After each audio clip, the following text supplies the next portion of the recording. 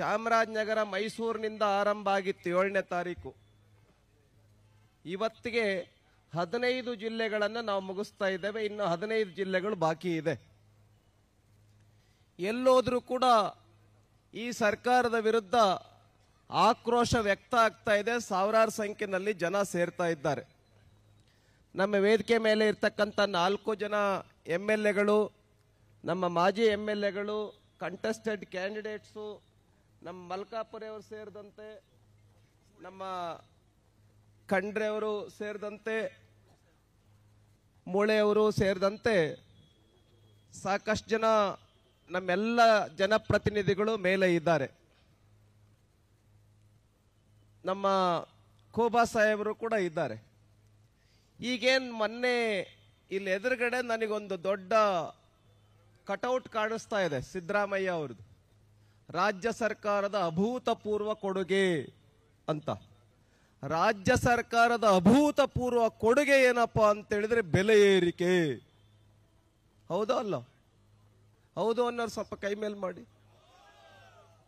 ಇದಕ್ಕಿಂತ ಆಕ್ರೋಶ ಬೇಕಾ?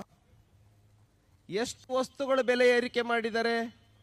ಬೆಳಿಗ್ಗೆ ಎದ್ದ ತಕ್ಷಣನೇ ಕಾಫಿ ಟೀ ಕುಡಿಬೇಕು ಅಂತ ಹೇಳಿದ್ರೆ ಅಲ್ಲಿಂದ ಹಿಡ್ಕೊಂಡು ರಾತ್ರಿ ಮಲ್ಕೊಳ್ಳೋವರೆಗೆ ಏನು ತಗೊಳ್ತೀರಾ ಅಲ್ಲಿವರೆಗೆ. ಎಲ್ಲರೂ ಅಲ್ಲ,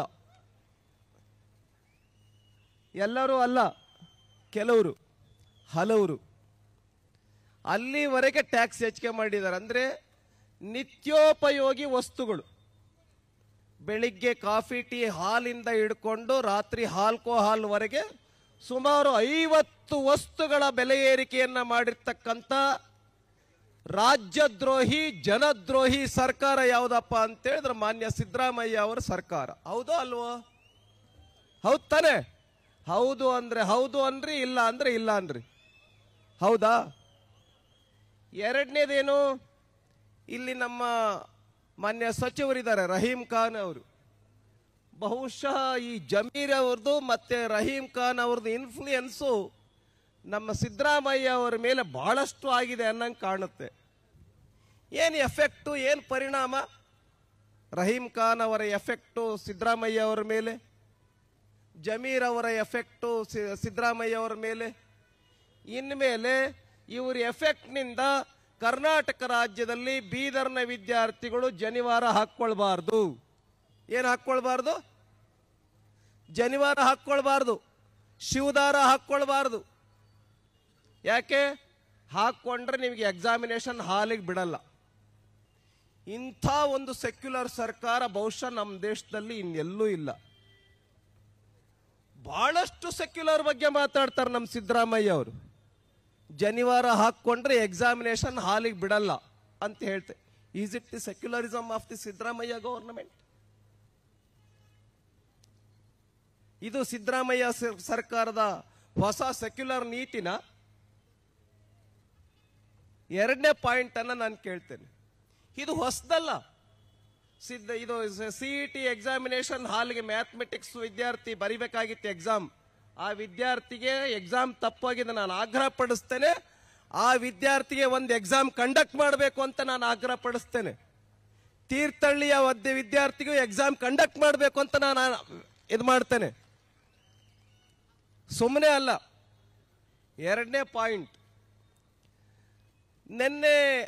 ಮೊನ್ನೆ ದಿವಸ ಏನು ಕೆಲವು ಶಂಕುಸ್ಥಾಪನೆ ಉದ್ಘಾಟನೆ ಕಾರ್ಯಕ್ರಮಗಳನ್ನು ಮಾಡಿದ್ದಾರೆ.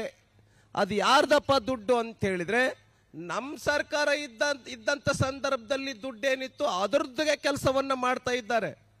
ಅಂದ್ರೆ ಈ ಸರ್ಕಾರದ ನೀತಿ ಏನಪ್ಪಾ ಅಂತ ಹೇಳಿದ್ರೆ ಹಳೆ ಕಲ್ಲು ಹೊಸ ಬಿಲ್ಲು,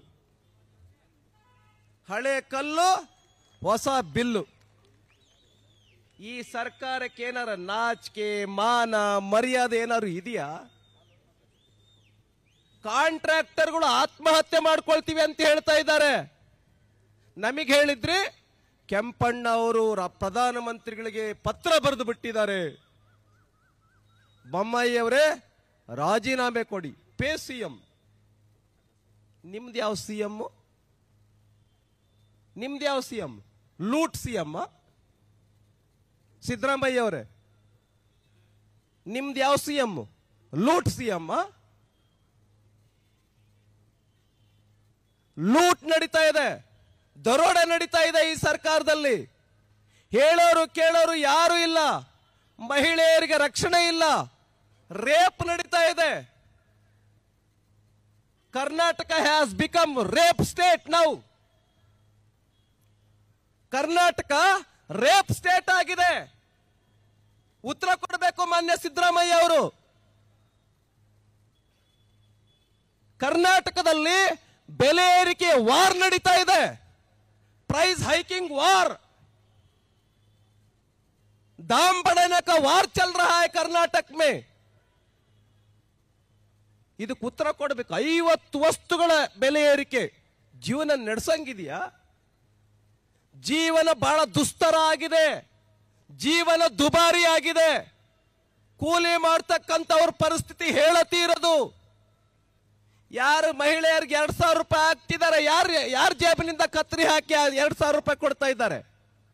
ಯಾರ ಜೇಬಿನಿಂದ? ಇಲ್ಲಿ ಕೈ ಎತ್ತಾ ಇದ್ದಾರೆ ನೋಡಿ, ನನ್ನ ಜೇಬಿನಿಂದ ಅಂತ ಹೇಳ್ತಾ ಇದ್ದಾರೆ. ಪುರುಷರ ಜೇಬಿನಿಂದ ಒಂದು ಕ್ವಾರ್ಟರ್ಗೆ ಎಷ್ಟು ರೂಪಾಯಿ ಹೆಚ್ಚಾಗಿದೆ ರೀ? ಒಂದು ಕ್ವಾರ್ಟರ್ಗೆ ಎಷ್ಟು ರೂಪಾಯಿ ಹೆಚ್ಚಾಗಿದೆ? ಕರೆಕ್ಟ್ ಆಗಿ ಯಾರಿಗೆ ಗೊತ್ತಿದೆ ಹೇಳ್ರಿ, ಹೇಳ್ರಿ, ಪರವಾಗಿಲ್ಲ, ಚಿಂತೆ ಮಾಡಬೇಡಿ. ಎಷ್ಟು? 50. ಎಷ್ಟು? 50. ಒಂದು ಕ್ವಾರ್ಟರ್ ತೆಗೆದುಕೊಂಡ್ರೆ 50, 2 ಕ್ವಾರ್ಟರ್ ತೆಗೆದುಕೊಂಡ್ರೆ 100. ಬೇಜಾರಾದ್ರೂ 1 ಕ್ವಾರ್ಟರ್, ಇನ್ನೂ ಬೇಜಾರ ಅಂದ್ರೆ 2 ಕ್ವಾರ್ಟರ್, ಖುಷಿ ಆದ್ರೆ 1 ಕ್ವಾರ್ಟರ್, ಜಾಸ್ತಿ ಖುಷಿ ಆದ್ರೆ 2 ಕ್ವಾರ್ಟರ್, ಬೇಜಾರಾದ್ರೂ ಕ್ವಾರ್ಟರ್, ಖುಷಿ ಆದ್ರೂ ಕ್ವಾರ್ಟರ್. ತಗೊಳ್ಳದೆ ನಿಲ್ಸಂಗಂತೂ ಇಲ್ಲ. ಸರ್ಕಾರಕ್ಕೆ ಆದಾಯ ಟಾರ್ಗೆಟ್ ಎಷ್ಟು ಕೊಟ್ಟಿದ್ದಾರೆ? ಕಳೆದ ಸಾರಿ 39,000 ಕೋಟಿ ಟಾರ್ಗೆಟ್ ಅಬಕಾರಿ ಇಲಾಖೆಗೆ. ಈ ಸಾರಿ ಟಾರ್ಗೆಟ್ ಎಷ್ಟು?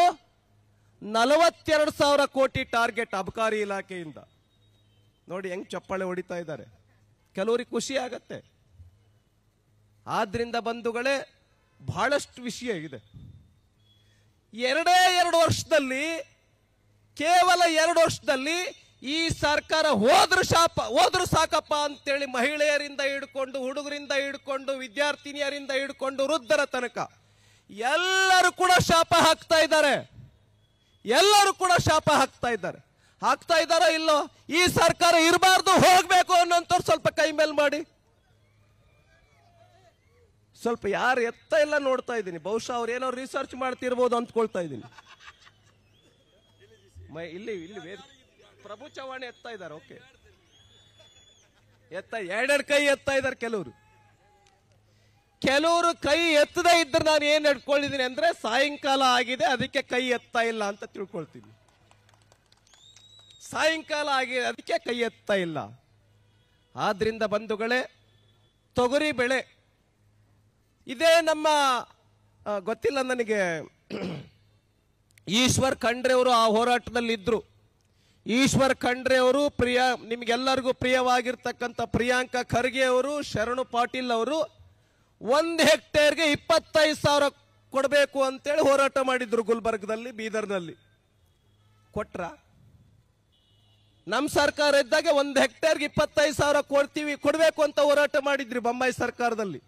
ನಮ್ಮ ಸರ್ಕಾರ ಅವತ್ತು 700 ಕೋಟಿ ರೂಪಾಯಿಗೆ ಪರಿಹಾರ ಕೊಡಬೇಕು ಅಂತೇಳಿ ಆದೇಶವನ್ನು ಹೊರಡಿಸ್ತು. ನಿಮ್ಮ ಸರ್ಕಾರ ಏನ್ ಮಾಡಿದೆ? ನಮ್ಮ ಸರ್ಕಾರ, ಮೋದಿ ಸರ್ಕಾರ 667 ಕೋಟಿ ರೂಪಾಯಿ ತೊಗರಿ ಬೆಳೆಗೆ ಇನ್ಶೂರೆನ್ಸ್ ಮೂಲಕ ಹಣ ಕೊಡ್ತಾ ಇದೆ. ಏನ್ ಕೊಡ್ತಾ ಇದೆ ಈ ಸರ್ಕಾರ? ರೈತರಿಗೆ ಚಿಪ್ ಕೊಡ್ತಾ ಇದೆ. ಏನ್ ಕೊಡ್ತಾ ಇದೆ? ರೈತರಿಗೆ ತೆಂಗಿನಕಾಯಿ ಚಿಪ್ ಕೊಡ್ತಾ ಇದೆ. ರೈತರು ಆತ್ಮಹತ್ಯೆ ಮಾಡ್ಕೊಳ್ತಾ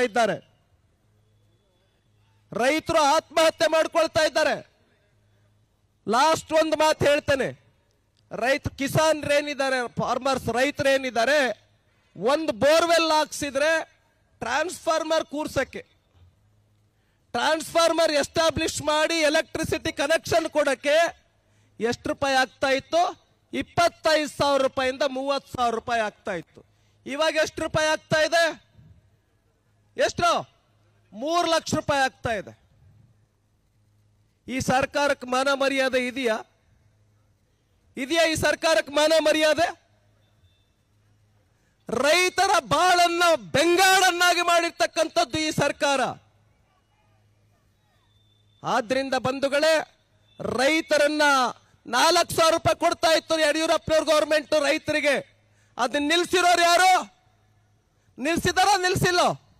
ನಿಲ್ಸಿದ್ದಾರೆ ಅನ್ನೋರು ಕೈ ಮೇಲೆ ಮಾಡಿ ನಿಲ್ಸಿದ್ದಾರೆ ಅನ್ನೋರು. ನಾಚಿಕೆ ಆಗ್ಬೇಕು ಸಿದ್ದರಾಮಯ್ಯ ಅವರಿಗೆ.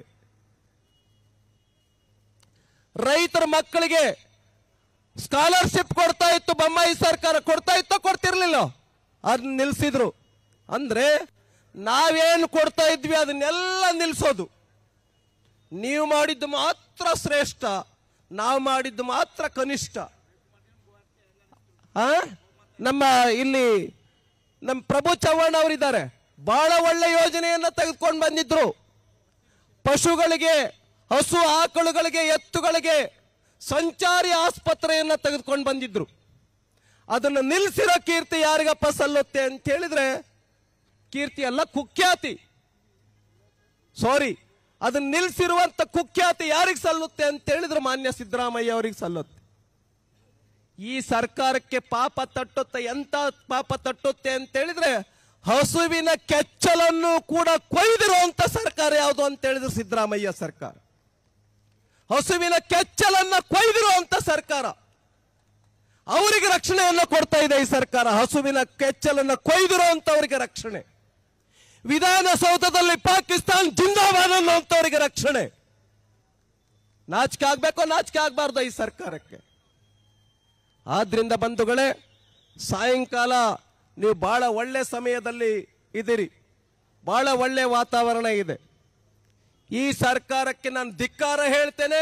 ಬೆಲೆ ಏರಿಕೆಯನ್ನು ವಾಪಸ್ ತೆಗೆದುಕೊಳ್ಬೇಕು, ತುಷ್ಟೀಕರಣ ನೀತಿಯನ್ನು ವಾಪಸ್ ತೆಗೆದುಕೊಳ್ಬೇಕು.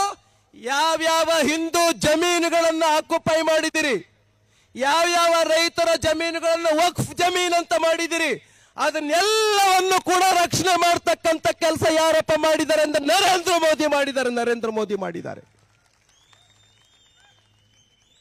ಸಿದ್ದರಾಮಯ್ಯ ಅವರೇನು ಮಾಡ್ತಾರೆ? ನಾನು ಆ ಕಾಯ್ದೆಯನ್ನ ಜಾರಿ ಮಾಡಲ್ಲ ಅಂತ ಹೇಳ್ತಾ ಇದ್ದಾರೆ. ಮಮತಾ ಬ್ಯಾನರ್ಜಿ ಏನ್ ಹೇಳ್ತಾ ಇದ್ದಾರೆ? ಆ ಕಾಯ್ದೆಯನ್ನು ನಾನು ಜಾರಿ ಮಾಡಲ್ಲ ಅಂತ ಹೇಳ್ತಾ ಇದ್ದಾರೆ. ಬರ್ತಕ್ಕಂಥ ದಿನಗಳಲ್ಲಿ ಈ ಸಿದ್ದರಾಮಯ್ಯ ಅವರಿಗೆ ನಾವು ಪಾಠ ಕಲಿಸ್ತೇವೆ ಅನ್ನೋಂಥ ಸ್ವಲ್ಪ ಕೈ ಮೇಲೆ ಇಡಿ. ಪಾಠ ಕಲಿಸ್ತೇವೆ. ತಮಗೆಲ್ಲರಿಗೂ ಕೂಡ ವಂದನೆಗಳನ್ನು ಹೇಳ್ತಾ ನನ್ನ ಎರಡು ಮಾತನ್ನು ಮುಗಿಸ್ತೀನಿ. ತಮಗೆಲ್ಲರಿಗೂ ಕೂಡ ಧನ್ಯವಾದಗಳು. ನ್ಯೂಸ್ ಫಸ್ಟ್, ನಿರ್ಭೀತಿಯಿಂದ ನಿಮ್ಮ ಪರವಾಗಿ.